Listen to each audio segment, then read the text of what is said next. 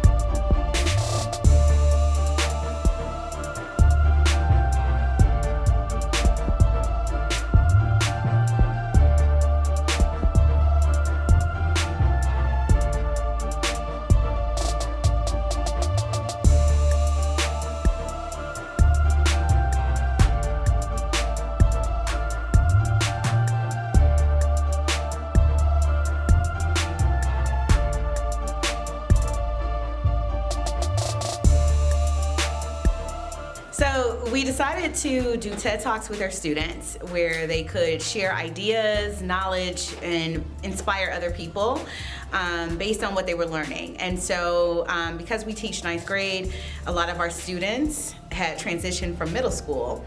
And our essential question was, how do I experience change? That was the question posed to the students. And so with that question, we allowed them to read 2 text excerpts. One was from Frederick Douglass, Learning How to Read and Write, which is from the narrative of the life of Frederick Douglass. The other was chapter 5 of Mary Shelley's Frankenstein. And so we decided to put these 2 together because one occurred during Gothic literature, the Gothic literature period, as well as the Romantic literature period. And both of those were major accomplishments in literature and how we perceived the author and concepts. Hello, my name is Bobby Ford. I'm a 9th grade student at Cleveland Digital Arts. And today I'm going to be presenting my first and ever TED Talk. And my theme today is mindset. I came to the school to do something basically amazing with my life. When I was in 8th grade, I didn't think much about high school at all. I always considered it as something I had to take very, very seriously in my life. But exactly when I came, I wanted to do everything: sports teams, reading programs, even glee clubs. I was once told I could sing like Beyonce. I even set academic pursuits for myself. Can you believe that? Another black man setting academic pursuits for themselves? Growing up without much role model is very hard. Sometimes it can be even frustrating. When I was growing up, I didn't have much role model at all until I came to 9th grade year, of course. I learned about a man named Frederick Douglass. Frederick Douglass is one of my biggest role models this year. Also in the year of 1818, of course. I lived in Master Hugh's family for about 7 years. During this time, I succeeded to learn to read and write. In accomplishing this, I was compelled to resort to various stratagems. I had no regular teacher. My mistress, who had kindly commenced to instruct me, had, in compliance with the advice and direction of her husband, not only ceased to instruct me, but had set her face against my being instructed by anyone else. It is due to, however, my mistress to say of her that she did not adopt this course of treatment immediately. At first, she lacked the depravity indispensable to shutting me up in the mental darkness. Sean Nathan, period 3. Knowledge, knowledge, knowledge. It is the stepping stones of life. Stones that are passed down to us by our friends, parents, and, well, our teachers. I was one of those kids who, while I was fine with the stones I got, I wanted a little extra. Heck, forget the stones entirely. I wanted bricks. Bricks to build a staircase to mastery. Well, I got my wish one day.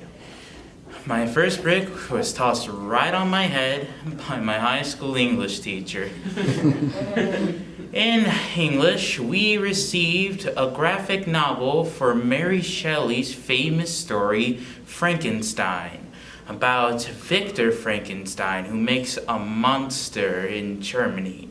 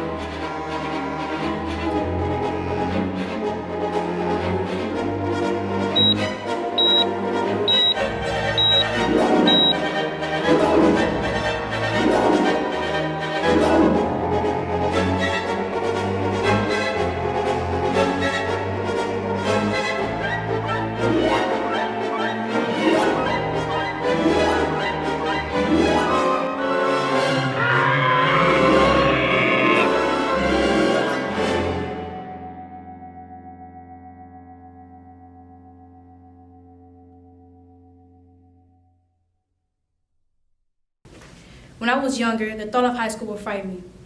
When I saw this movie, High School Musical, I thought high school was going to be perfect, just like the movie, like perfect grades, perfect attendance, perfect friends, perfect everything.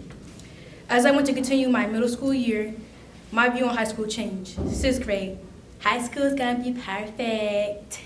7th grade year, high school going to be alright. 8th grade year, high school going to be, it's going to be a long ride. During 8th grade year, our teachers gave us high school material to prep us for high school, so it won't be so difficult. Now that I'm a freshman at CHSDA, I have to admit high school is difficult but bearable. I succeeded in learning to read and write, and accomplishing this, I was compelled to resort to various arguments. This is a quote from a former famous African-American slave during the 1800s. His name was Frederick Douglass. Yeah, so one of my roles was to really kind of guide students and how to develop them into delivering these excellent TED Talks. So we started off with students looking at examples of TED Talks that have been done in the past by professionals. So we had students watch those, analyze them for both the content and the presentation style. From there, we had students actually write out a script and then edit their own script and also look at each other's scripts as well, both for content and then we also had them rehearse their TED Talks as well. So they had to get up in front of all their peers and deliver their TED Talks as if it was the real thing. From this time, I was most narrowly watched. If I was in a separate room any considerable length of time, I was sure to be suspected of having a book, and was at once called to give an account of myself. All this, however, was too late. The first step had been taken. Mistress, in teaching me the alphabet, had given me the inch, and no precaution can prevent me from taking the L. For 14 years, I was known as Emily, even though I knew that I was Eric. This year's been really horrible and then really good. At the start of the year, my grandmother passed away, and I couldn't function as a person anymore. I shut down, but it's been getting easier.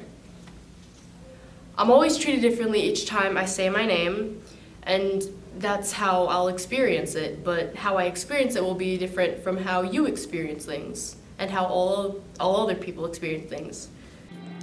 The plan which I had adopted, and the one by which I was most successful, was at making friends with all the little white boys whom I met in the street.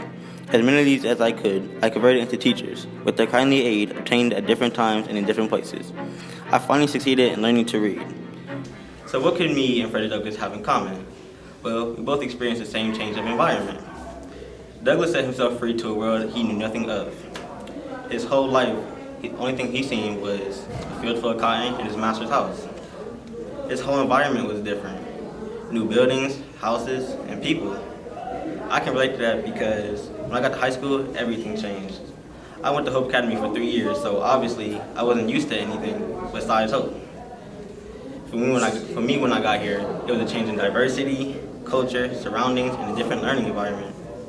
I was now 12 years old and the thought of being a slave for life began to bear heavily upon my heart. Just about this time, I got hold of a book entitled The Colombian Order. Every opportunity I got, I used to read this book. Among much of the other interesting matter, I found it in the dialogue between a master and his slave. The slave was represented as having run away from his master 3 times. The dialogue represented the conversation which took place between them. When the slave was retaken the 3rd time in the dialogue, the whole argument in the behalf of the slavery was brought forward by the master, all of which was disposed by the slave. The slave was made to say some very small as well impressive things to reply to his master, things which had the desired, through the unexpected effort of the conversation, resulted in the voluntary emancipation of the slave on the part of the master.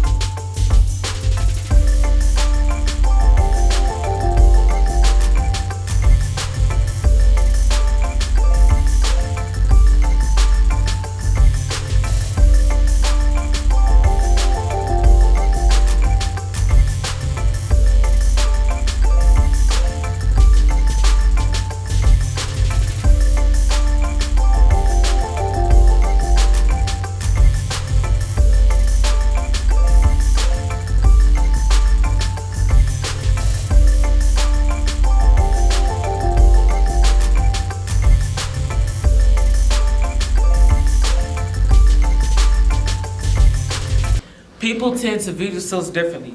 They also see themselves as when they was younger. We often as people think of what we owned and what our friends was like. We often compare ourselves. For example, we will say, I was more handsome or I was shorter. This is the point where I talk about change. People change mentally, physically, obviously I didn't, and facially. People change it through these ways. Change can happen anywhere and any time. I changed on my transition from middle school to high school. Honestly, I was scared. Over the summer, I was thinking of high school a lot. I was thinking of what the other grades was thinking of me except for freshmen. Then I thought I should not care what they think. I thought what I should change in my personality. Later, when the first day of school came, I felt brand new, like a brand new toy out of this box. When I was like 8 or 9, I was saving up for a bike for like 5 months. And when I finally got the bike, I broke my arm. But I was doing a lot to get it. I was still happy that I had it, but I still broke my arm in the end. Have you ever gotten homework from school? Well, of course all of us have. But have you ever slacked off and didn't want to do it? This has been commonly repeated by several people in the past. See, the crucial focus of homework is extended practice at home. So when you're not doing homework, you're simply not taking advantage of the resources that are freely given to you. This is why people should be self-determined in not only academics, but in the work field too.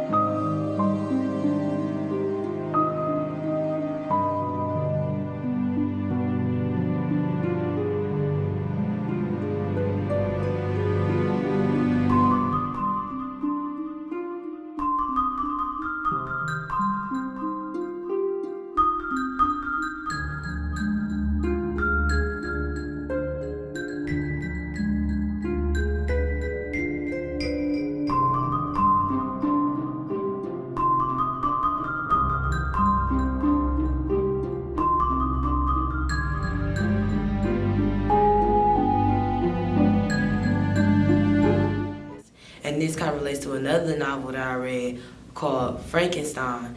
And he had a goal as well as me and Frederick Douglass, and it was to make a monster. And when he made that monster, he wanted more out of it. He wasn't satisfied with it, and it kind of relates to me because I just don't want to have good grades and pass. I also want to have control. And one thing out the novel that really stuck out for me out the Frankenstein novel was when he said the different changes in life the different accidents in life are not so changeable. And that kind of relates to me because if I acted the way I acted in high school, how the way I acted in middle school, like leaving the classroom, arguing with the teachers, fighting, that kind of messed up me going to college. And This project was a success because I think it allowed kids to really think deeply about their transition. And I don't know that many ninth graders get that opportunity to do it, but I think initially going into it, this whole essential question, how do I experience change, was very surface for them. Like, what are you talking about? I haven't changed. But when we started in the process of getting them prepared for the TED Talks, once we started to outline some of the ways that we change every day, I think they were able to start making connections, especially with Frederick Douglass.